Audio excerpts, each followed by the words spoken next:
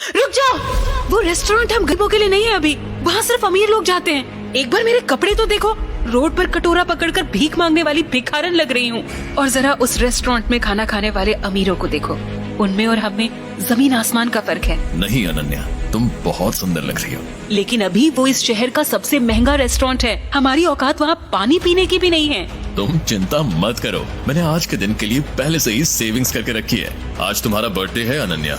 तुमने दिन रात ऑर्डर्स डिलीवर करके ये पैसे जोड़े हैं अभी, मैं तुम्हें एक दिन में ये सारे पैसे नहीं उड़ाने दूंगी। अनन्या प्लीज, ये सब तुम मुझ पर छोड़ दो। इतना कहकर अभिनव उस महंगे रेस्टोरेंट के अंदर चला गया। अनन्या अभिनव को रोकने के लिए उसके पीछे पीछे भागी और जल्दी जल्दी में एक अमीर आदमी से टकरा गई और उस अमीर आदमी के महंगे सूट पर वाइन गिर गई। I am sorry sir. अंधी हो क्या? इस गवार को अंदर किसने आने दिया? इस सूट की कीमत भी पता है तुझे? 20 लाख का सूट है ये। आई एम सॉरी, मुझसे गलती हो गई, मैं इस वक्त यहाँ से चली जाती हूँ। तुम्हें क्या लगता है मैं तुम्हें इतनी आसानी से यहाँ से जाने दूंगा? जब तक तुम मुझे 20 लाख रुपए नहीं दे देती, मैं तुम्हें कहीं नहीं जाने दूंगा। इसी वक्त मेरे सूट की कीमत चुकाओ, वरना क्या? अचानक ही अभिनव अनन्या के पास वापस आया। उस अमीर आदमी ने अभिनव को गौर से देखते हुए कहा, वाह, एक और सड़क छाप गवार। इस रेस्टोरेंट का स्टैंडर्ड वाकई बहुत गिर चुका है। इसी वक्त मेरी पत्नी से माफी मांगो। मैं माफी मांगू? तुम जानते भी हो मैं कौन हूँ। अनन्या उस अमीर आदमी और अभिनव के बीच हो रहे झगड़े को देखकर बहुत घबरा गई। अभी इससे माफी मांग लेते हैं और चलते हैं यहाँ से। इस अमीर आदमी को मैंने टीवी पर देखा है, ये सिंघानिया इंडस्ट्रीज का। मेरी पत्नी से माफी मांगो, वरना आज के दिन के लिए तुम जिंदगी भर पछताओगे। अभिनव की बात सुनकर वो अमीर आदमी गुस्से से तिलमिला उठा। पूरा रेस्टोरेंट उसे देख रहा था।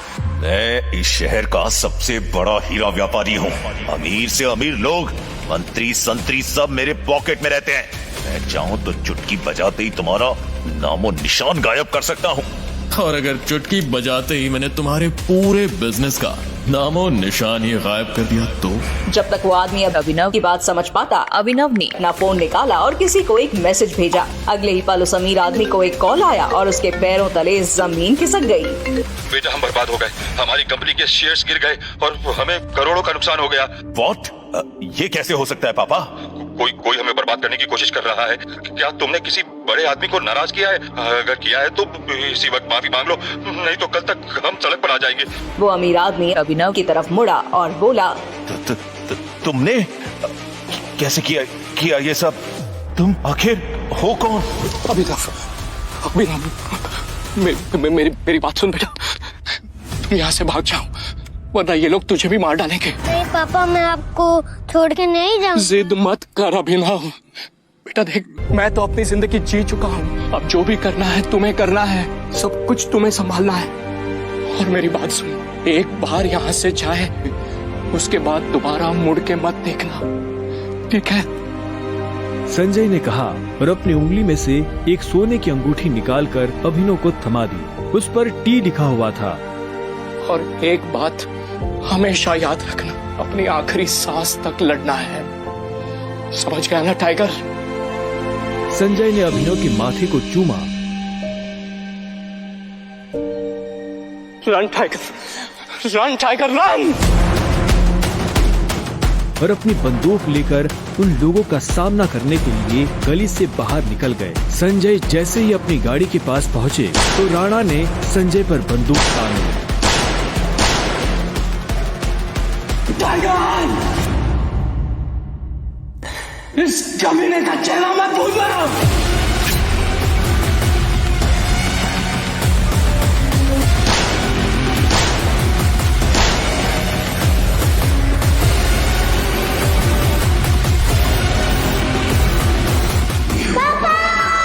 अभिनव चिल्लाया और अचानक से उसकी नींद खुल गई। पसीने में तरबतर अभिनव अपने बिस्तर पर उठकर बैठ गया और गहरी सांसें लेने लगा। 18 साल, पिछले 18 सालों से ये सपना इसी तरह से अभिनव को परेशान कर रहा था। अभिनव ने पहले अपनी उंगली में पहनी उस अंगूठी को देखा और फिर बाथरूम की तरफ बढ़ने लगा। अभिनव गुड़गांव में रहता था और डिलीवरी बॉय का काम करता था। हालांकि इस काम में उसका मन नहीं लगता था, लेकिन अनाथ आश्रम से निकलने के बाद उसके पास ये करने के अलावा और कोई चारा नहीं था। 18 साल की उम्र में उसने अपना खर्च खुद उठाना शुरू कर दिया था। उसकी जिंदगी में बस एक ही खुशी थी, उसकी गर्लफ्रेंड वैभवी। जब भी वो वैभवी को देखता तो अपने सारे दुख भूल जाता था और आज तो वैभवी का जन्मदिन था, इसलिए अभिनव जल्द से जल्द उससे मिलना चाहता था। अंकल ये केक कितने का है? 600 गए। और ये पेस्ट्री? वो 60 गए। एक दे दीजिए। असल में अभिनव और वैभवी ने ये तय किया था कि वो पैसे जोड़कर अपने लिए किराए का एक बड़ा घर लेंगे, इसलिए वो पैसे वेस्ट नहीं करना चाहते थे। Thank you. Thank you. कुछ देर के बाद जब वो वैभवी के घर के बाहर पहुंचा तो उसने देखा वहाँ काफी रंगीन लाइट्स जल रही थी और वहाँ से तेज म्यूजिक की आवाज आ रही थी।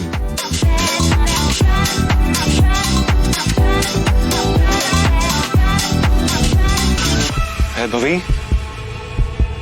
ये सब क्या है? ये कौन है वैभवी? देख नहीं रही है, डिलीवरी बॉय है। पर हम तो केक मंगवा चुके थे ना, फिर तूने पेस्ट्री क्यों मंगवाई? ओह, याद आया, ये तो वही डिलीवरी बॉय है ना जिसको तू डेट कर रही थी।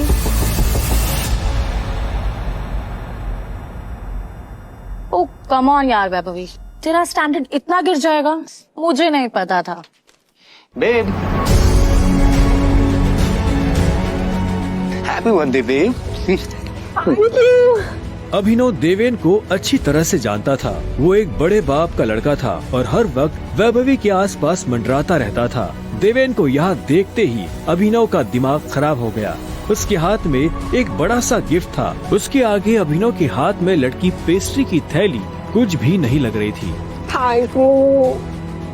मेरी वैभवी को छूने की तेरी हिम्मत कैसे? Stop it. दोस्तों, तुम लोगों को मेरे ऊपर डाउट था ना, मेरे स्टैंडर्ड्स पर डाउट था। अब बताती हूँ मेरे स्टैंडर्ड्स क्या है। मैं तुमसे ब्रेकअप कर रही हूँ।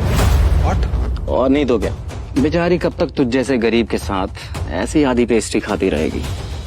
साला तेरी हिम्मत कैसे? तो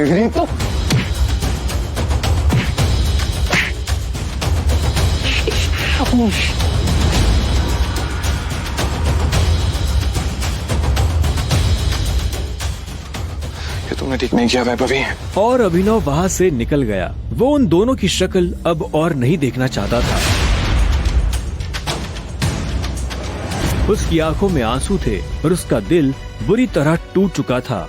हर घूंट के साथ उसकी आंखों के सामने वो दृश्य आ रहा था जिसमें देवेन वैभवी के गालों को चूम रहा था। ये तुमने अच्छा नहीं किया वैभवी, तुमने बिल्कुल अच्छा नहीं किया। बहुत गलत किया तुमने मेरे साथ, बहुत गलत किया। अभिनव धोखे के नशे में डूबकर बेहोश हो चुका था, लेकिन उसके लिए ये रात यहाँ खत्म नहीं होने वाली थी। उधर जब अभिनव सड़क पर बेहोश हो गया था, तब इधर सनी सिंह अपनी गाड़ी में बैठा बेचैन हो रहा था। सनी सिंह की बहन अनन्या उसके गले का कांटा बन गई थी। सनी अपने दादा हरदेव पाल सिंह की नजर में आने के लिए और अनन्या को रास्ते से हटाने के लिए कुछ भी कर सकता था, और आज वो अपनी गाड़ी में अपने आदमियों के साथ निकल पड़ा था अपनी बहन को सबक सिखाने के लिए।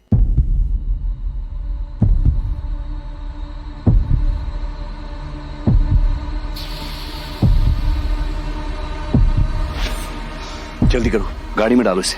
सुबह होने से पहले अगर हमने इसको अनन्या के कमरे में नहीं डाला तो ऐसा मौका दोबारा नहीं मिलेगा। Quick quick.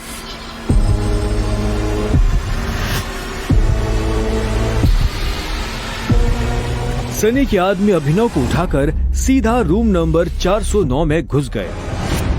सही कपड़े उतारो और बेड पे लिटाओ उसको। कपड़े उतारो उसको। उन्होंने अभिनव को बहुत आहिस्ते से उस बिस्तर पर लेटा दिया। वहाँ पहले से सनी की बहन अनन्या सोई हुई थी। सुबह जब अभिनव ने करवट बदली तो उसका हाथ एक नरम हाथ से टकरा गया।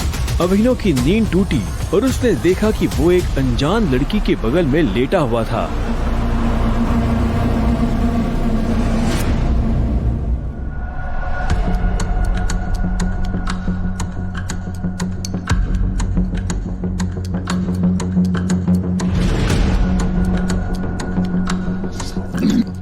कौन हो तुम मेरे कमरे में क्या कर रहे हो? तुमने मेरे साथ क्या किया? अबे नहीं, वो भी इस हाल में।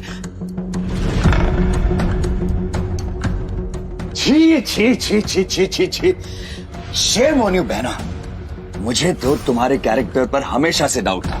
इतनी बार मैंने दादाजी को समझाया, बोला, पर हर बार बोले मेरी अनन्या ऐसा नहीं कर सकती। लो, कर दिया तुम्हारी अनन्या ने ऐसा। अब पता है दादाजी को उनकी पोती की ये जो रंग रलियां चल रही है, इनका से लाइव टेलीकास्ट दिखाने के लिए मैंने उन्हें यहाँ बुला लिया। भाई मुझे नहीं पता, भरोसा करिए। क्या हुआ, कैसे हुआ? मैं जानती तक नहीं इस लड़के को, नहीं जानती भाई। मैं भी, हम दोनों के बीच में कुछ भी नहीं हुआ। नहीं। इससे पहले कि अभिनव सफाई देता, अनन्या और सनी के दादा हरदेव पाल सिंह कमरे में पहुंच चुके थे। उनके पहनावे से समझ आ रहा था कि वो बहुत अमीर आदमी थे। अनन्या को इस हाल में देख उनकी आंखें गुस्से में लाल हो गई थी। मुझे तुमसे ये उम्मीद नहीं थी। दादाजी, आप जैसा सोच रहे वैसा बिल्कुल नहीं है। अनन्या, तुम्हें अच्छे से नियम पता थे, फिर भी तुमने सारे नियम तोड़ दिए। नहीं दादाजी, नहीं। और तू? जब अभिनव की नजर हरदेव से मिली तो उसे लगा कि वो अपनी आंखों के सामने मौत देख रहा है। तूने मेरी पोती के साथ रात गुजारी है ना, आज से हमारे परिवार के कानून के हिसाब से तू सिंह परिवार का दामाद है। क्या? हम दोनों के बीच में लेकिन कुछ हुआ ही नहीं है। जी, कुछ नहीं हुआ है। कुछ नहीं किया ना तुम दोनों ने, तो क्या ये सब?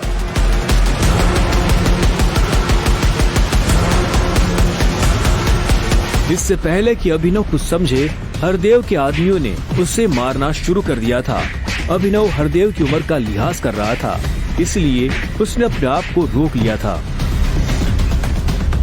अनन्या, इसे हॉस्पिटल भेज देना ताकि शाम को अकरम की पार्टी में आने के लिए ठीक ठाक से तैयार हो जाए। और याद रखना, मुझे शाम को अकरम की पार्टी में ये तुम्हारे साथ जरूर नजर आना चाहिए।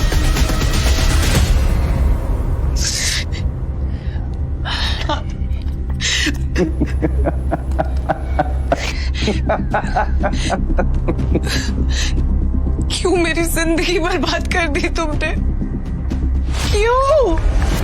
अभिनव के पास इस सवाल का कोई जवाब नहीं था। वहां जाकर अभिनव शाम को होने वाली पार्टी के लिए तैयार होने लगा। उससे हरदेव और उसके आदमियों का डर नहीं था। वो जानता था कि अनन्या पहले से काफी मुश्किल में थी और वो अपनी वजह से उसकी मुश्किलें और नहीं बढ़ाना चाहता था।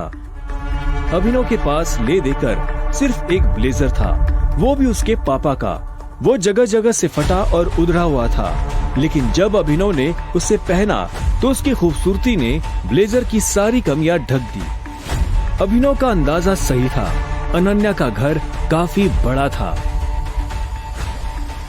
वो एक अमीर परिवार की लड़की थी। जितना अभिनव महीने का कमाता था, उतने की अनन्या ने सैंडल्स पहनी हुई थी।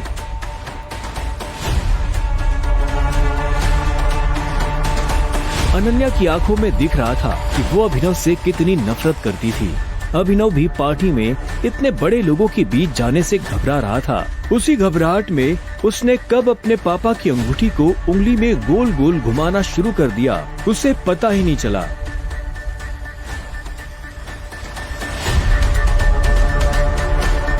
इस अंगूठी को उतार दो प्लीज, बहुत गंदी लगी। सॉरी, पर ये अंगूठी मेरा सब कुछ है।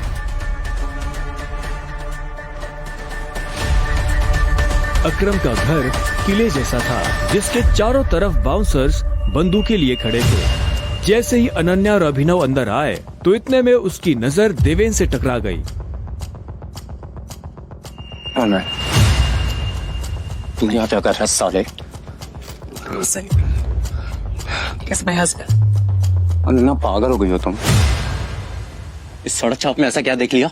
किससे शादी कर ली? जुबान संभाल के बात कर, नहीं तो क्या कर लेगा तू? बोलना, क्या कर लेगा? देवेन भी तैश में आ गया। अभिनव उसके ऊपर हाथ उठाने ही वाला था। इतने में उन दोनों का झगड़ा देख पार्टी का ऑर्गेनाइजर अकरम वहाँ पहुँच चुका था। क्या हो रहा है यहाँ?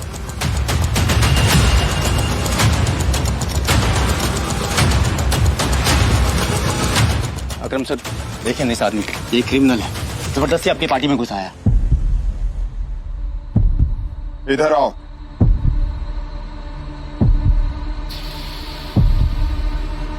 कौन हो तुम और यहाँ कैसे आए?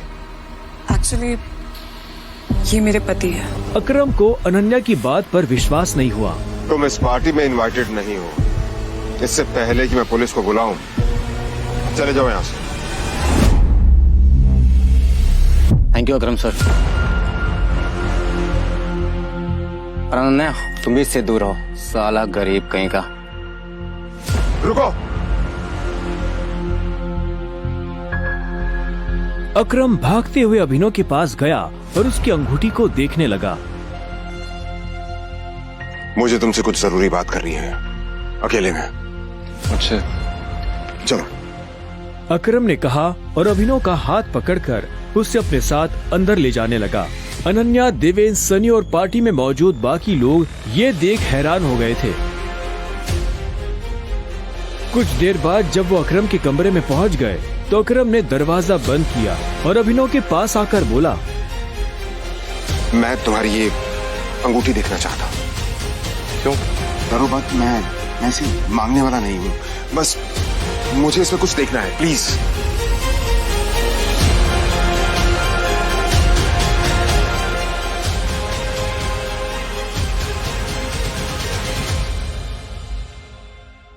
टाइगर?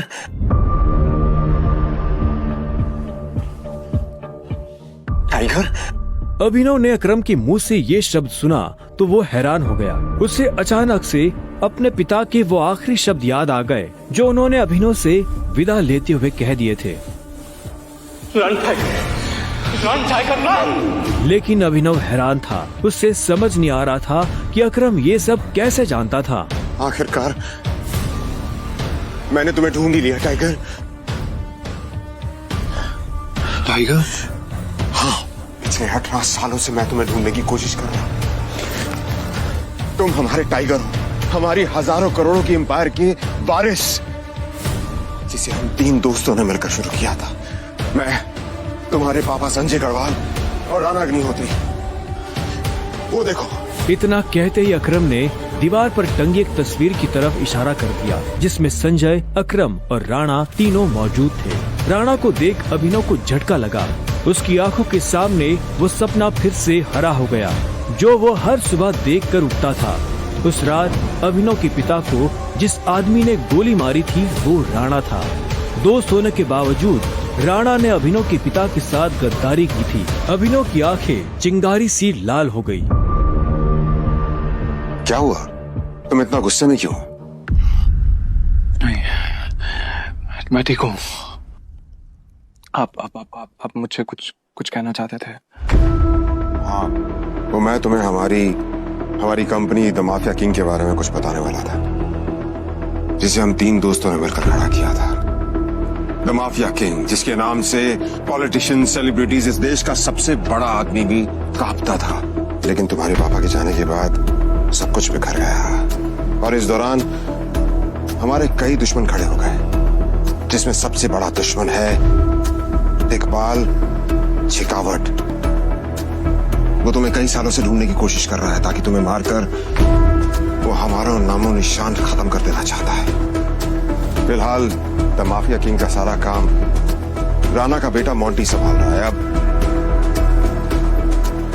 अब तुम आ गए हो तो इस कंपनी की भाग दौड़ तुम संभालोगे। अपने पापा के काम को अब तुम्हें आगे बढ़ाना होगा टाइगर। अभिनव की जिंदगी रातों रात पलट चुकी थी। उसके साथ जो हुआ उस पर उसे अभी तक यकीन नहीं हो रहा था। उसके हाथ में अपने पिता की तस्वीर थी, लेकिन उस तस्वीर में वो गुस्से से भरी निगाहों से राणा को देख रहा था। अगर उसका बस चलता तो वो अभी की अभी राणा का सर काटकर अपने पिता की मौत का बदला ले लेता। मैं तुमसे पूछना ही भूल गया, इतने सालों तक तुम थे कहाँ? कहाँ थे तुम? पापा के जाने के बाद मैं एक अनाथ आश्रम में पला बढ़ा। कई सालों के बाद वहां से निकला, काम करने लगा ताकि पढ़ाई के लिए पैसे जोड़ सकूं। लेकिन इस दौरान आप लोगों ने मुझे ढूंढा क्यों नहीं? टाइगर, ऐसा नहीं है कि मैंने तुम्हें ढूंढने की कोशिश नहीं की। जैसे कि मैंने तुम्हें बताया कि तुम्हारे पापा के जाने के बाद माफिया वर्ल्ड में अफरा तफरी मच गई थी। हम उसे भी संभाल रहे थे और तुम्हें भी ढूंढने की कोशिश कर रहे थे, लेकिन वक्त के साथ साथ तुम्हारा चेहरा भी बदल रहा था, इसलिए तुम्हें ढूंढने में बहुत मुश्किल हो रही थी। फिलहाल अब तुम मिल गए हो। अब तुम्हें देखकर मोंटी और बाकी सब लोग बहुत खुश होंगे। मोंटी का नाम सुनते ही अभिनव को गुस्सा आ गया था। मोंटी एक गद्दार का बेटा था। अभिनव ना तो उस गद्दार के बेटे से मिलना चाहता था और ना ही बात करना चाहता था। लेकिन पापा ने तो मुझे कभी इस माफिया ग्रुप के बारे में कुछ बताया ही नहीं है। वो चाहते तो मुझे बता भी सकते थे। तब तुम बहुत छोटे थे, शायद इसीलिए संजय ने तुम्हें इन सब चीजों से दूर रखा। लेकिन मेरा यकीन मानो, मैंने तुम्हें ढूंढने की बहुत कोशिश की। अब तुम मिल गए हो तो मुरझाया हुआ द माफिया किंग फिर से जिंदा हो जाएगा। चीयर्स। अभिनव के मन में कई सारे सवाल उठ रहे थे। उसे समझ नहीं आ रहा था कि राणा का राज अकरम और बाकी लोगों को पता क्यों नहीं चला और क्यों एक गद्दार का बेटा अभिनव की गद्दी पर बैठा हुआ था। इससे पहले कि अभिनव अपने आप को कोई जवाब दे पाता, अकरम उसके पास आया और उसने अभिनव को 50 करोड़ रुपए का एक चेक थमा दिया। ये लो, इसे रख लो। जब तक तुम टाइगर की पोजीशन नहीं पा लेते तब तक तुम्हें इसकी जरूरत पड़ेगी। अभिनव ने अकरम के हाथ से चेक लिया और उसे देखने लगा। उसकी जिंदगी पलट तो गई थी, लेकिन अभी भी ऐसे कई सवाल थे जिनके जवाब उसे नहीं मिले थे। एक बात और, तुम्हारी असली पहचान के बारे में फिलहाल किसी को कुछ पता नहीं लगना चाहिए। इसलिए अभी तक जैसे जीते आए थे वैसे ही जीते रहना, समझे? अभिनव ने हाँ में सिर हिलाया और दोनों कमरे से बाहर आ गए। इधर अनन्या चिंता भरी निगाहों से उस कमरे के दरवाजे को देख रही थी जिसमें अभिनव और अकरम थे। वो ये जानने के लिए बेताब थी कि उन दोनों के बीच अंदर क्या बात हो रही थी और अभिनव को आने में इतनी देर क्यों लग रही थी। लगता है आज अभिनव अपनी दवा चखेगा। ऐसे कितने दुख की बात है ना, शादी के बाद बेचारा ऐश करने से पहले ही मर जाएगा। ये सुन अनन्या को झटका लगा। वो जानती थी कि अकरम के लिए किसी को मारना कोई बड़ी बात नहीं थी। अकरम सर जैसे गटर के चूहों को बर्दाश्त नहीं करते हैं, साफ कर देते हैं। देखना ये भी नहीं बचेगा। इसे कहते हैं शादी करके मर गया, वो बात सच हो जाएगी। ये अनन्या को ये सुनकर बुरा लगा। कोई इंसान किसी दूसरे इंसान की मौत पर खुश कैसे हो सकता था? प्लीज एटलीस्ट उसके बारे में इस तरह से बात तो मत करो। तो कैसी बातें करें? जिसके जैसे लक्षण होते हैं ना, उसके बारे में वैसी ही बातें होंगी। देवेन सही कह रही है वो, बिल्कुल ठीक कह रही हो। हमें उसके बारे में ऐसे बात नहीं करनी चाहिए। वैसे भी मेरे दादाजी ने कहा था कि मरे हुए लोगों के बारे में ना गलत बात नहीं करनी चाहिए।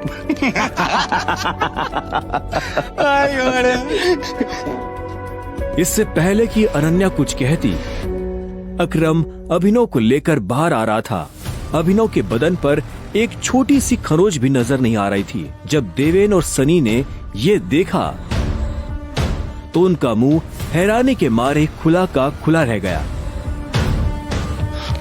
इसे देख के तो लग ही नहीं रहा है कि अकरम सर ने इसे हाथ भी लगाया है। वैसे जितनी देर तक ये दोनों कमरे के अंदर थे, अब तक तो इसकी नाक टूटी हुई होनी चाहिए थी, पर ये तो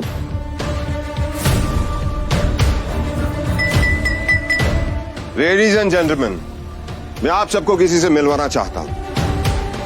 ये अभिनव, मेरे सबसे पुराने ड्राइवर का बेटा, मेरी ये बहुत अजीज है। ये अकरम ने जैसे ही अभिनव का सबसे परिचय करवाया तो देवेन और सनी खुश हो गए, लेकिन अनन्या को ये सुनकर झटका लगा। Enjoy the party please. इतने में अकरम ने कहा और अभिनव को अकेला छोड़ बाकी लोगों से मिलने के लिए निकल गया।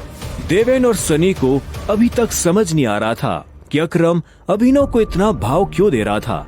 अभिनव को इस बात से कोई लेना देना नहीं था कि सनी और देवेन उसके बारे में क्या सोच रहे थे। उसकी आंखों के सामने बस रह रहकर अपने पिता की शक्ल आ रही थी। उसे वो रात याद आ रही थी जिस रात को राणा ने संजय को गोली मारी थी। अभिनव को ये भी याद आया कि उसे खुद भी गोली लगी थी, लेकिन उसकी किस्मत अच्छी होने की वजह से वो बच गया था।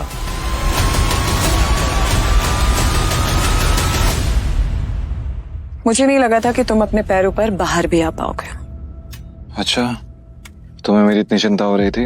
ओ प्लीज, मुझे चिंता नहीं हो रही थी, बस तुम्हें तो अपनी चिंता होनी चाहिए ना। अगर जिंदा रहना चाहते हो तो थोड़ा बचकर रहो। अकरम सर ने तेरे से अंदर क्या बात की, बता। उन्होंने मुझसे कहा कि अगर देवेंद्र जैसा कहता तुझसे सवाल पूछे तो उसे जवाब मत देना। रानूखोर। देवेंद्र ने उसे गाली दी, लेकिन अभिनव पर उसका कोई असर नहीं हुआ। उसके दिमाग में इस वक्त पहले से ही कई जरूरी चीजें घूम रही थी। इसके बाद पूरी पार्टी के दौरान अनन्या ने अभिनव से कोई बात नहीं की। मेरा घर यहाँ से पास में है, वहीं ले लो। तुमने सोच भी कैसे लिया कि मैं तुम्हारे साथ तुम्हारे घर आ रही हूँ? तुम्हारी हालत ऐसी है तो पता नहीं तुम्हारे घर की हालत कैसी होगी। तुम मेरी पत्नी हो, मेरे साथ नहीं रहोगी तो किसके साथ रहोगी? सुनो, अपनी ये 2 कौड़ी का लॉजिक ना अपनी जेब में रखो। पहले तुम मुझे ये बताओ, तुम मेरे बिस्तर में कैसे आए? ये सवाल तो मैं भी तुमसे पूछना चाहता हूँ। अच्छी बात है, लेकिन मैं तुम्हारे साथ तुम्हारे घर रहने नहीं आ रही हूँ, मैं अपने घर जा रही हूँ, ठीक है? और अगर इन फ्यूचर मजबूरी भी रहे ना, तो मैं तुम्हारे साथ तुम्हारे घर में नहीं रहूंगी, तुम मेरे घर रहने आओगे एक नौकर की तरह, समझे? अभिनव ने पहले उसे देखा और फिर अपनी उंगली में पहनी हुई उस अंगूठी को देखने लगा। अगर आज वो अंगूठी नहीं होती तो पता नहीं उसका क्या होता।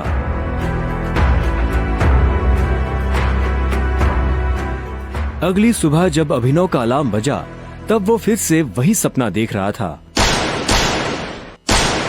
अलार्म की आवाज सुन वो झटके से उठा और अपने बिस्तर पर बैठ गया। उसने उठते ही मन ही मन सबसे पहले अकरम को धन्यवाद दिया, जिसने उसके पिता की कंपनी को इतने सालों बाद भी जिंदा रखा, लेकिन साथ ही उसे अपने पिता को खोने का मलाल भी था। इसी ख्याल के साथ अभिनव बिस्तर से उठा और अपने काम पर जाने के लिए तैयार होने लगा। अकरम के हिसाब से उसकी डिलीवरी बॉय की जॉब उससे अपनी पहचान छुपाने में काफी मदद कर सकती थी। अभिनव ने अपनी जेब में अकरम का दिया हुआ चेक डाला और घर से निकल गया।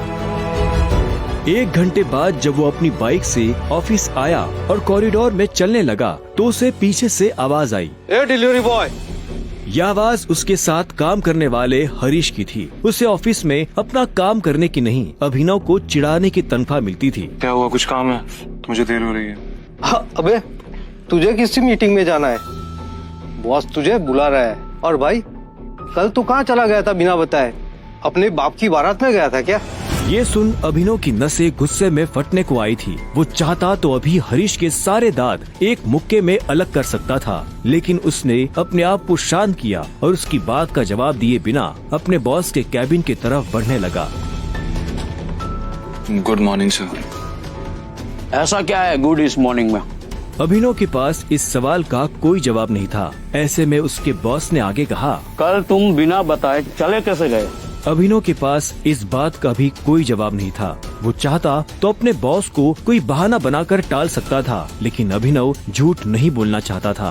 कल इतनी सारी डिलीवरी थी, तुम्हारी वजह से हमारा कितना नुकसान हुआ तुम्हें पता है? पर सर मुझे महीने में कैजुअल लीव तो मिलती है, तो शट अप! काम तो तुमसे होता नहीं है, बस बहस करने चले आते हो। ये कंपनी तुम्हारे बाप की है। ये सुनते ही अभिनव का पारा गर्म हो गया था। उसने गुस्से में अपनी मुट्ठी भींच ली और घूरते हुए अपने बॉस को देखने लगा। घूर क्या रहा है? अपना सामान बांध और निकल यहाँ से। You are fired! अभिनव को ये सुनकर झटका नहीं लगा। असल में वो जानता था कि उसके साथ ऐसा कुछ बहुत जल्दी हो सकता था। उसका बॉस और देवेंद्र एक दूसरे को बहुत अच्छी तरह से जानते थे। कल पार्टी में अभिनव ने देवेंद्र को जिस तरह से जवाब दिया, उन्होंने मुझसे कहा कि अगर देवेंद्र जैसा कहता तुझसे सवाल पूछे तो उसे जवाब मत देना। उससे उसे समझ आ गया था कि आज नहीं तो कल ये होकर रहेगा। ठीक है, कोई बात नहीं, मैं चला जाता हूँ। जो मैंने पूरा महीना काम किया है उसकी सैलरी दे दीजिए। सैलरी? तेरी वजह से हमारा जो नुकसान हुआ उसकी भरपाई अगर मैं तेरी सैलरी से भी करूँ ना, तो भी तुम्हें अपनी जेब से 10,000 रुपए देने पड़ेंगे। शुक्र मना कि वो मैं तुझसे नहीं मांग रहा, इसलिए चुपचाप निकल यहाँ से। क्या बोल रहे हो सर आप? क्या मेरे एक दिन आने में आपका 25,000 का नुकसान हो गया? मैं तब तक यहाँ से नहीं जाऊंगा जब तक मुझे मेरी सैलरी नहीं मिल जाएगी। सैलरी दीजिए। सैलरी? रुक, अभी देता हूँ तुझे तेरी सैलरी। उसके बॉस ने कहा और टेबल पर रखी घंटी बजा दी। अगले ही पल कमरे का दरवाजा खुला और 4 बाउंसर अंदर घुस आए। उठाकर बाहर पटको साले को।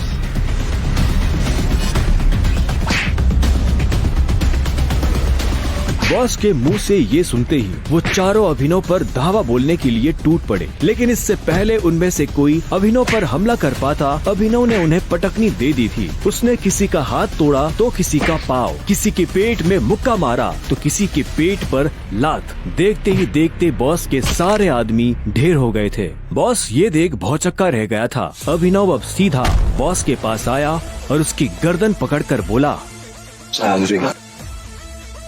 बॉस ने घबराहट में अपने ड्रॉर से कैश निकाला और कांपते हाथों से अभिनव को थमा दिया। अभिनव ने कैश देखा और बॉस की गर्दन छोड़ वहाँ से बाहर निकलने लगा। इससे पहले कि वो बाहर आता, उसने बॉस की आंखों में देखा और बोला, और एक बात याद रखना, अगर आज के बाद किसी के बाप पे गया ना तो गर्दन तेरी होगी, पंजा मेरा। ये सुन बॉस के होश उड़ गए थे। उसे पता था कि अभिनव एक गुस्सैल आदमी है, लेकिन उसने कभी उसका गुस्सा देखा नहीं था। इधर अभिनव भी जब ऑफिस से बाहर आया तो उसे एक अनजान नंबर से फोन आया। अभिनव ने फोन उठाया। हेलो, कौन? टाइगर, अकरम। हाँ कहिए। मुझे तुम्हें किसी से मिलवाना है, वो भी हमारे माफिया वर्ल्ड का एक बहुत बड़ा नाम है, और साथ ही साथ तुम्हारे पापा और मेरा जिगरी यार भी, बलराज। मैं चाहता हूँ कि बलराज को पता चल जाए कि हमारा टाइगर वापस लौट आया है, इसलिए शाम को साथ में डिनर करेंगे। क्या आपको सच में लगता है मुझे बलराज जी से मिलना चाहिए? वो अभी तक बलराज के नाम से कांप रहा था। अकरम भी उसकी घबराहट समझ गया था। बलराज जी, सिर्फ बलराज कहो, तुम टाइगर हो यार, और जंगल में सारे जानवर टाइगर के नाम के आगे जी लगाते हैं, लेकिन टाइगर कभी किसी जानवर के नाम के आगे जी नहीं लगाता। चलो शाम को मिलते हैं, बाय। अकरम के मुंह से ये बात सुनते ही अभिनव का कॉन्फिडेंस बढ़ गया था। वो अब उस टाइगर जैसा महसूस कर रहा था जो जू से निकलकर जंगल में आ गया हो। अभिनव अपने पुराने ऑफिस से निकलने के बाद अपने घर आ गया था। वो इतने आराम से अपने बिस्तर पर आखिरी बार कब लेटा था उसे याद ही नहीं था। वो बड़ी एक्साइटमेंट के साथ कमरे के दरवाजे की तरफ देख रहा था। Pizza delivery. सर, ऑर्डर सिर्फ 500 का था, आपने मुझे 1000 क्यों दिए? तुम डिलीवरी वाले बहुत मेहनत करते हो दोस्त, ये 500 रुपए तुम्हारी टिप। Thank you sir. इधर अभिनव उस पिज्जा बॉक्स को ध्यान से देख रहा था। उसे याद नहीं आ रहा था कि उसने आखिरी बार पिज्जा कब खाया था। वैभवी और अपने लिए घर लेने के चक्कर में उसने अपनी कितनी इच्छाओं को मारा था, इसका एहसास उसे आज हो रहा था, लेकिन अब वो रुकने वाला नहीं था। शाम को अभिनव होटल सैफायर जाने के लिए तैयार होने लगा था। उसने ग्रे कलर की शर्ट और ब्लैक कलर की पैंट पहनी थी। अभिनव के पास पहनने के लिए इससे अच्छा और कुछ नहीं था। जैसे उसने होटल को बाहर से देखा तो देखता ही रह गया। उसने आज तक इतने बड़े होटल को इतने पास से नहीं देखा था। रुको, अंदर का जा रहा है? अंदर ही जा रहा हूँ, क्या दिक्कत है? अंदर जाना है तुझे? तुझे क्या लगता है कि मैं तुझे अंदर जाने दूंगा? क्यों नहीं जा सकता मैं अंदर? अभिनव समझ गया था कि चीफ सिक्योरिटी ऑफिसर उसके कपड़े देखकर उसे जज कर रहा था। सुन, मैं तेरे जैसे लोगों को बहुत अच्छे से जानता हूँ, फालतू का तमाशा मत कर, निकल यहाँ से। कैसे जानता है तू मुझे? रिश्तेदार है मेरा, जब मैं अंदर जाने के लिए आया हूँ तो वापस क्यों जाऊंगा? ये होटल क्या तेरे बाप की है? बोलना।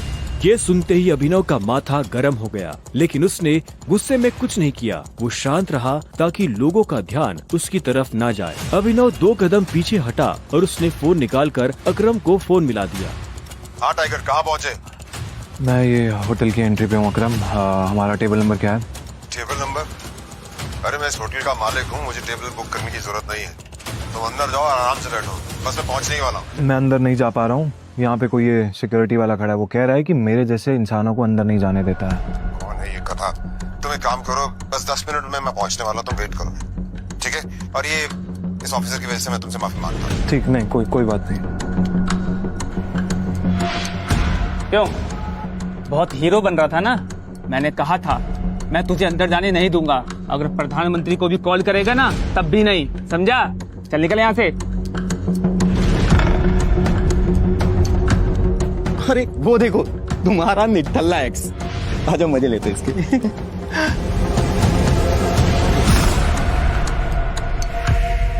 इससे मैंने अपना बॉयफ्रेंड कभी माना ही नहीं। वैसे भी मैं अपने से छोटे लोगों से बात नहीं करती, मुंह नहीं लगती उन्हें बॉयफ्रेंड क्या बनाऊं। तुम छोटे आदमी के मुंह नहीं लगती होगी, लेकिन ये छोटा आदमी तुम्हें एक सलाह देना चाहता है। इंसान की पहचान उसकी जुबान से होती है। जुबान संभाल के बात करो, वरना किसी दिन यही जुबान तुम्हारी जान ले लेगी। वाह क्या बात कही है, ताली बजाओ। Very nice. तो फिर तुमसे तुम्हारे पैर क्यों नहीं संभाले गए? यहाँ कैसे चले आए? पिए हुए हो क्या?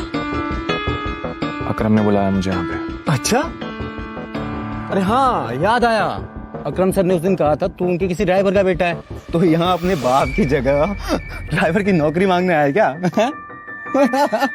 सही है, लेकिन वो रखेंगे नहीं, तेरे जैसे गरीब को वो ड्राइवर भी नहीं रखेंगे। आए हो मतलब तुम्हें बुलाया नहीं गया? वो उठा के चले आए। भिखारी कहेंगे। आया नहीं हूँ, बुलाया मुझे, अकरम ने बुलाया। मुझे पता ही था ये कोई पागल है। तभी वहाँ एक काले रंग की चमचमाती हुई महंगी सी गाड़ी आकर खड़ी हो गई। सभी पलटकर गाड़ी को देख रहे थे। अकरम गाड़ी से बाहर निकला और उसके साथ एक और आदमी था। वो देखने में लंबा चौड़ा और मजबूत था। वो और कोई नहीं बल्कि बलराज था। वो एक बहुत ही फेमस कपड़ों की कंपनी का मालिक था और साथ ही द माफिया किंग का एक मजबूत पिलर। उसे देख अभिनव की आंखें खुली की खुली रह गई। उसने बलराज के बारे में सुना था। क्या आपको सच में लगता है मुझे बलराज जी से मिलना चाहिए? उसे तस्वीरों में देखा था, लेकिन तस्वीरों में देखने और सामने से देखने में जमीन आसमान का अंतर नजर आ रहा था। उसके मन में ये सवाल उठ रहा था कि आखिर बलराज उससे क्यों मिलना चाहता था। क्या चल रहा है यहाँ? सॉरी सर, लेकिन इस आदमी ने मुझे और कस्टमरों को काफी परेशान किया हुआ है। मैं स्टोर को अंदर जाने से रोक रहा हूँ तो ये यहाँ पे तमाशा कर रहा है। क्या तुम्हारी हिम्मत कैसे हुई इसे चोर कहने की? तुम होते कौन हो इसे अंदर जाने से रोकने वाले? ये होटल तुम्हारे बाप ने खोल रखा है क्या? ये मेरा मेहमान है और तू आज के बाद इस होटल के आसपास भी दिखाई दिया ना तो तेरी टांगे तोड़वा दूंगा। Get lost. Sorry sir.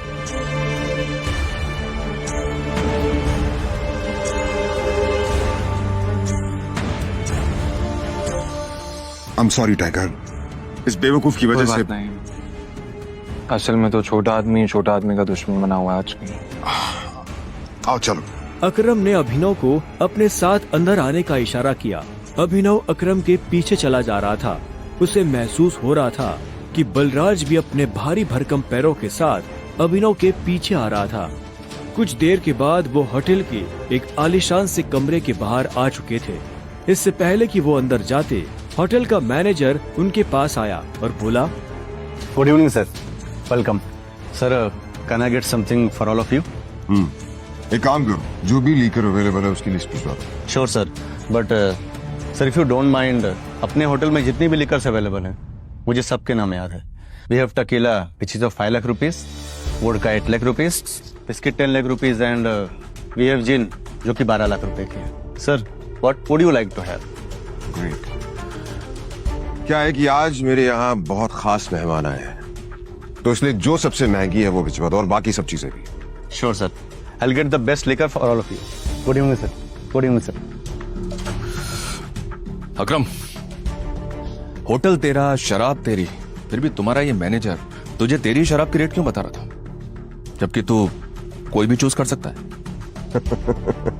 वो इसलिए मेरे दोस्त क्योंकि मैं दिन देखकर शराब मंगवाता हूँ और आज का दिन मेरे लिए, इनफैक्ट हम सबकी जिंदगी के लिए बहुत इंपॉर्टेंट दिन है, इसलिए मैंने हम तीनों के लिए महंगी शराब मंगवाई। So let's enjoy. अच्छा आओ। Okay, let's enjoy. अब तुम्हें यहाँ अपनी पहचान छुपाने की जरूरत नहीं है। ये रूम प्राइवेट भी है और सबसे सेफ भी। बैठो। वो एक आलीशान कमरा था। वो तीनों बैठ गए। तब अभिनव बलराज को बहुत ध्यान से देख रहा था। बलराज, आज मैंने तुम्हें यहाँ एक बहुत इंपॉर्टेंट इन्फॉर्मेशन देने के लिए बुलाया है। हमें संजय का बेटा टाइगर मिल गया है, लेकिन फिलहाल वो अंडरकवर है, इसलिए उससे तुम्हें मैं बाहर नहीं मिलवा सकता था। Sir your snacks and drink.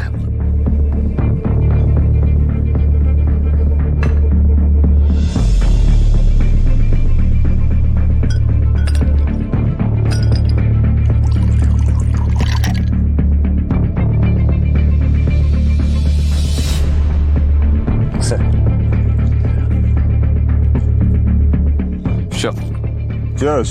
Cheers.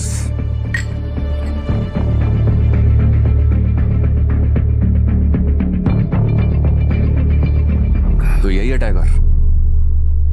हाँ, ये है हमारा टाइगर। और मैं चाहता था ये हमारी टीम के बड़े और भारी मेंबर्स से मिल ले, और मिलने के बाद जिस तरफ हम बढ़ रहे हैं उस तरफ बढ़ने में ये हमें लीड करे।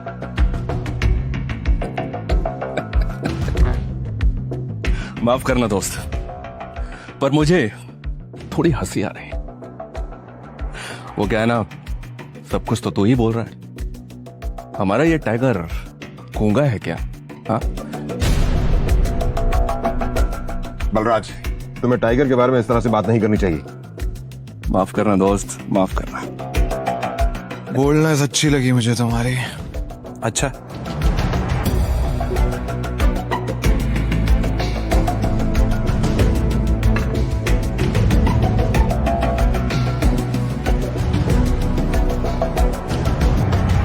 हो गए तुम बॉस, लेकिन ये मत भूलना तुम किसके सामने बैठे हो।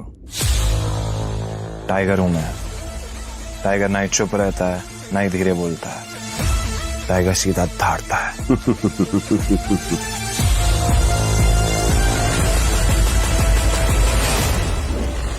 तो तुम टाइगर हो, ठीक है। तो टाइगर ये बताओ, इतने सालों से कहां थे तुम? अब ऐसा तो नहीं हो सकता ना कि इतने सालों के बाद तुम हमारे सर पे आके बैठ जाओ और हम मान लेंगे कि तुम टाइगर हो। मजाक तो नहीं हो रहा है यहाँ? क्यों अकरम, सही कहा ना? और जिस गद्दी की तुम बात कर रहे हो ना, उसको लिया नहीं जाता, कमाया जाता है। आई बात समझ में? अच्छे से जानता हूं, छीनना मेरे खून में भी नहीं है। मैं इतने सालों से कहां गायब था, क्या कर रहा था, ये सब समझाने का तो हमारे पास टाइम नहीं है शायद। और रही बात कि मैं टाइगर हूं या नहीं हूं, ठीक है, तुम तरीका बताओ, साबित कर दूंगा। शाबाश, ये हुई ना बात। अकरम ने मुस्कुराते हुए अभिनव को देखा। उसकी आंखों में अभिनव के लिए गर्व की भावना झलक रही थी। उसने जितना सोचा था, अभिनव उससे भी खूंखार था, लेकिन बलराज के माथे पर शिकन बरकरार थी। उसकी आंखों से पता चल रहा था कि वो इतनी जल्दी अभिनव को टाइगर नहीं मानने वाला था। वैसे भी पूरे ग्रुप में अगर बलराज किसी चीज के लिए जाना जाता था तो वो थी उसकी जिद। वो इस बात को नहीं पचा सकता था कि कल को एक बच्चा उसके सर पर बैठकर राज करे।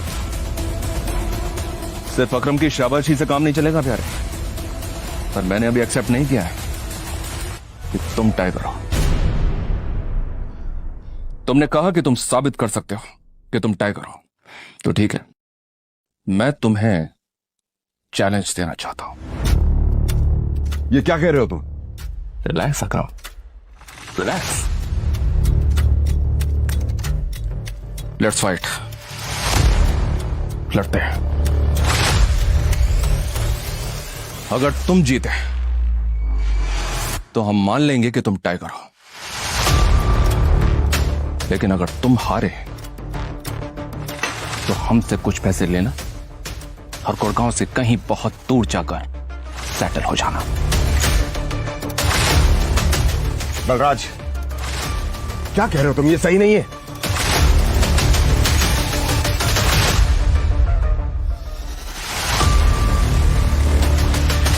Let's fight. कब करनी है लड़ाई? ये सुनते ही बलराज के चेहरे पर मुस्कान आ गई। अकरम के होश उड़ गए थे। नहीं टाइगर, होल्ड। देखो, तुम्हें किसी को भी कुछ भी साबित करने की जरूरत नहीं है। That's it. अकरम, मैं जो भी कर रहा हूँ अपनी मर्जी से कर रहा हूँ। आज जो बलराज मेरे मुंह पे बोल रहा है, मैं नहीं चाहता कल को कोई ऐरा गहरा मेरी पीठ पीछे बोला है। अकरम ने अभिनव की आंखों में संजय जैसे तेवर देखे तो उसने एक गहरी सांस ली और सब ऊपर वाले के भरोसे छोड़ दिया।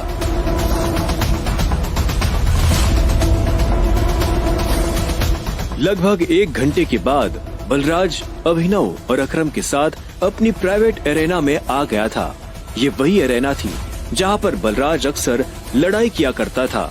उस बड़ी सी एरेना में उन तीनों के अलावा और कोई नहीं था। एक बार फिर सोच लो, मैं आज तक इस रिंग में हारा नहीं। तुम इस रिंग में आज तक इसलिए नहीं आ रहे हो बलराज, क्योंकि तुम्हारा सामना आज से पहले संजय के बेटे टाइगर से नहीं हुआ था। तो अकरम मियां, किस पर दाव लगाओगे? मुझ पर या इस पर? बेवकूफों जैसी बात मत करो। भला टाइगर के होते हुए किसी और पर दाव लगाया जा सकता है क्या? सोच लो, बहुत बुरी तरह पछताओगे। दुनिया हंसेगी तुम पर। मुंह दिखाने लायक नहीं रहोगे। चलो फाइट शुरू करते हैं। अभिनव ने बलराज को ऊपर से नीचे तक देखा। वो देखने में भारी था और अभिनव उसके इसी भारीपन पर वार करने वाला था। दोनों के बीच लड़ाई शुरू हुई। उसने जैसे ही अभिनव पर पहला मुक्का मारा तो अभिनव एक बार को सन्न रह गया। और एक बात हमेशा याद, अपनी आखिरी सांस तक लड़ना है। समझ गया ना टाइगर? ये किसको लेकर आ गए? ये हम पे राज करेगा?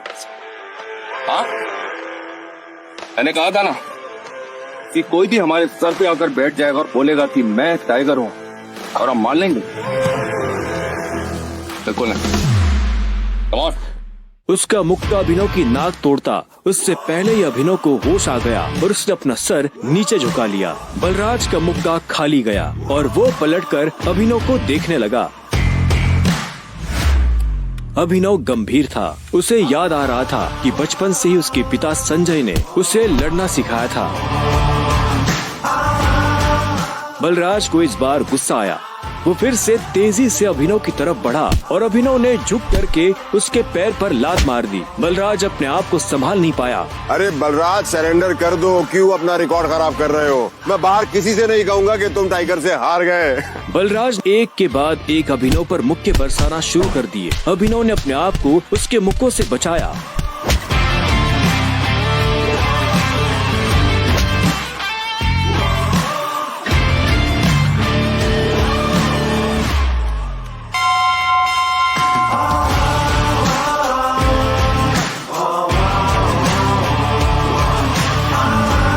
अभिनव ने बलराज को छोड़ा और चुपचाप रिंग के कोने में जाकर खड़ा हो गया। बलराज ने मुश्किल से अपने भारी भरकम शरीर को उठाया और दर्द में कराहते हुए बोला, अकरम, मैं जानता हूँ तुम बहुत खुश हो गया आज।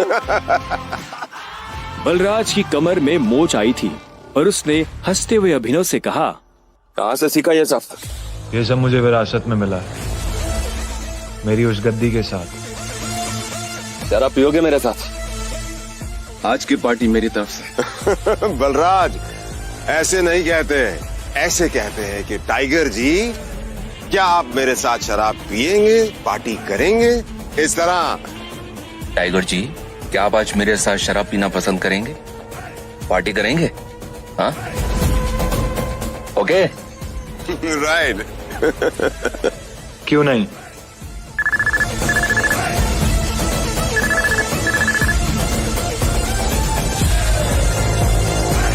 अनन्या, देखो, मेरे मम्मी पापा आ गए हैं। जो कुछ भी हुआ है उन्हें सब पता चल चुका है। वो तुमसे मिलना चाहते हैं तो तुम जहाँ भी हो अभी कभी घर आओ। क्या अभी? हाँ, तो इतनी हैरान होने की जरूरत नहीं है। जो किया अब उसे भुगतो। वैसे अकरम, अकरम, बलराज, अभी तुम लोगों के साथ नहीं चल पाऊंगा। मुझे घर पहुंचना है, मेरे ससुराल, मेरे सास ससुराल। ससुराल? तुम्हारी शादी कब हुई? लंबी कहानी है, कभी और बताऊं। सब ठीक तो है ना? हमें मोंटी को बुलाकर बता देना चाहिए कि नहीं बलराज, अभी फिलहाल इसकी असली पहचान किसी के बारे में पता नहीं चलना चाहिए और किसी को पता नहीं चलना चाहिए कि टाइगर लौट आया है। ठीक है? मोंटी जो कर रहा है उसे करने दो। चलो मैं निकलता हूँ। और अकरम, तुम्हें याद है ना मुझे वो नई नौकरी के लिए? डोंट वरी, तुम्हारा काम हो जाएगा। ये सुन अभिनव ने अकरम और बलराज से हाथ मिलाया और वो बाहर आ गया। उसने अपने जाने के लिए एक कैब बुक कर ली थी। टाइगर, ये लो। ये वही शराब है जो हमने होटल में पी थी। अपने सास ससुर को जाकर पिला देना, उनकी 7 पुश्तों में किसी ने नहीं पी होगी। इस सब के लिए थैंक यू अकरम। तुम्हें भी वापस आकर हमारी उम्मीदें जिंदा करने की।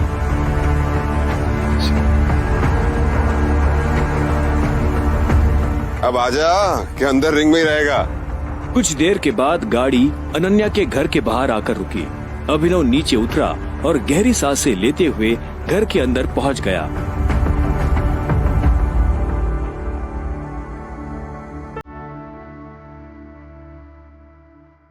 नमस्ते मम्मी जी, नमस्ते पापा जी। ये मैं आप लोगों के लिए लेकर आया था। अरे वाह, क्या बात है, बहुत एक्सपेंसिव है यार।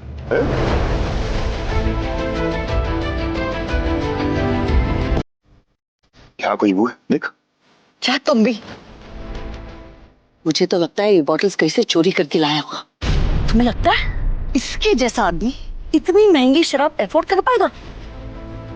और तुम ये सब क्यों लाए हो यहाँ पे? हमारे बेटे के साथ जबरदस्ती करने के बाद हमें रिश्वत देना चाहते हो तुम? वो भी चोरी की हुई शराब? सॉरी, लेकिन ना ही मैंने किसी के साथ जबरदस्ती की और ना ही कोई चोरी की है। अच्छा, तो फिर मेरे बेटे के साथ तुम्हारा भूत सोया हुआ था? तुम ये सब इसलिए कर रहे हो ना ताकि तुम मेरे बेटे की जायदाद हड़प कर सको? तुमने कहा तुम और कहा मेरी बेटी। अभिनव को ऐसा लगा जैसे उसके सीने में किसी ने छुरा घोंप दिया हो। कोई भी उसकी बात सुनने को राजी ही नहीं था। हाँ, ये बात ठीक है कि वो अनन्या के साथ एक बिस्तर पर सोया था, लेकिन उसने ये सब जानबूझकर नहीं किया था। उसे खुद नहीं पता था कि वो अनन्या के कमरे में कैसे पहुंच गया। अगर उसे पहले से ये सब पता होता तो वो कभी ऐसा नहीं करता। पर आखिर में अभिनव ने कोई सफाई नहीं दी। उसे पता था कि कोई फायदा नहीं होगा। गूंगे हो? मुंह में जुबान नहीं है तुम्हारे? शर्मिला, बैठ। अभिनव, बैठ जाओ। शर्मिला अभी भी गुस्से में उसे देख रही थी। अभिनव बैठा और राजीव ने आगे कहा, तो वहाँ जो कुछ भी हुआ है हमें उसके बारे में सब कुछ पता है और अनन्या को भी ये मालूम नहीं है कि उसके साथ कैसे हुआ है। लेकिन मुझे ऐसा लगता है कि वहाँ पे कोई बहुत बड़ी गड़बड़ हुई है। चलो, अब जो कुछ भी है, तुम्हारे और अनन्या का रिश्ता तो बदल नहीं सकते। वैसे भी जो कुछ हुआ उसका उसे मलाल नहीं था। अगर वो अनन्या से नहीं मिलता तो वो अकरम से कभी नहीं मिल पाता। साथ ही वो बाहर की दुनिया में अनन्या का नाम भी खराब नहीं होने देना चाहता था। ऐसे में वो भी नहीं चाहता था कि ये शादी टूटे। तो अभिनव, तुम क्या करते हो? मैं एक डिलीवरी बॉय का काम करता था और आज मुझे नौकरी से निकाल दिया गया। उसके ये शब्द किसी बॉम्ब की तरह उन दोनों पर गिरे। इससे पहले कि शर्मिला कुछ कहती, राजीव ने कहा, अभिनव, तुम्हें जल्द से जल्द नौकरी ढूंढनी पड़ेगी और वो भी अच्छी वाली। तभी तुम मेरी बेटी के साथ लीगली शादी कर सकते हो। चलो, अब तुम जा सकते हो। अभिनव उठा और बाहर निकलने लगा। इतने में शर्मिला के गुस्से में और एक उबाल आया और वो अभिनव के पीठ पीछे बोली, देखा कितना ढीठ है ये? ओवर कॉन्फिडेंस तो देखो इसका। जेब में 10 रुपए नहीं है और चल ऐसे रहा है जैसे जंगल का टाइगर हो। राजू, तुम्हें लगता है इस जैसे लीडर को कोई नौकरी पे रखेगा? रखेगा नहीं, रखेंगे। मेरे लिए काम की कमी नहीं है। सुना तुमने? राजीव भी अभिनव की बात सुन हैरान हो गया। इतने में अभिनव शर्मिला के पास आया और बोला, अगर मुझे एक अच्छी नौकरी मिल गई तो क्या आप मुझे ये साबित करने का मौका देंगी कि मैं अनन्या से शादी करने के लायक हूँ? बड़ा कॉन्फिडेंस है। अरे भाड़ में जाए ऐसा कॉन्फिडेंस। और तुम, नौकरी का मतलब ये नहीं है कि कल के तुम किसी पार्किंग लॉट में जाके बैठो और लोगों की गाड़ियों की रसीद पढ़ो। मेरा मतलब है नौकरी जैसी नौकरी, असली नौकरी, सही वाली नौकरी। और अगर कल तक तुम्हें ऐसी नौकरी मिल जाती है ना, तो तुमने जो कुछ भी अभी कहा उसके बारे में एक बार सोच सकती हो। शर्मिला से ये सुनते ही अभिनव के चेहरे पर बड़ी सी मुस्कान आ गई। शर्मिला को नहीं पता था कि अभिनव कौन है और उसके पीछे किसका हाथ है। उसने मुस्कुराते हुए हाँ में सिर हिलाया और घर के अंदर जाने लगा। रात बहुत हो चुकी थी और उसे पता था इस वक्त वो अपने घर नहीं जा सकता था। उसने सोचा था कि वो अनन्या के कमरे में जाकर सो जाएगा। वैसे भी अब दोनों पति पत्नी थे। ऐसे में अभिनव जैसे तैसे उस बड़े से घर में अनन्या के कमरे के बाहर पहुंच चुका था। क्या है? रात बहुत हो गई, मैं अपने घर नहीं जा सकता, मुझे सोने के लिए जगह चाहिए। तो क्या, तुमने मुझे अपने मम्मी पापा से मिलने के लिए बुलाया था ना, तो तुम ही जगह दो सोने की। हेलो, तुम्हें क्या लगता है मैं फिर से तुम्हें अपने कमरे में आने दूंगी? तो मैं और कहाँ जाऊंगा? मुझे नहीं पता, जो करना करो, बट पैर हटाओ वरना मैं तोड़ दूंगी। अभिनव पहले तो नहीं डरा, पर जब दरवाजा उसके पैर को छूने ही वाला था कि उसने अपना पैर पीछे खींच लिया। अनन्या ने दरवाजा बंद किया और दूसरी तरफ से चिल्लाते हुए बोली, नौकरों की जगह ना मालिकों के कमरों में नहीं, घरों के स्टोर रूम्स में होती है। ये सुनते ही अभिनव को बुरा लगा, पर वो कर भी क्या सकता था। उसने बस बंद दरवाजे को देखा और हताशा से अपना सिर हिलाने लगा। अब आगे क्या होने वाला था?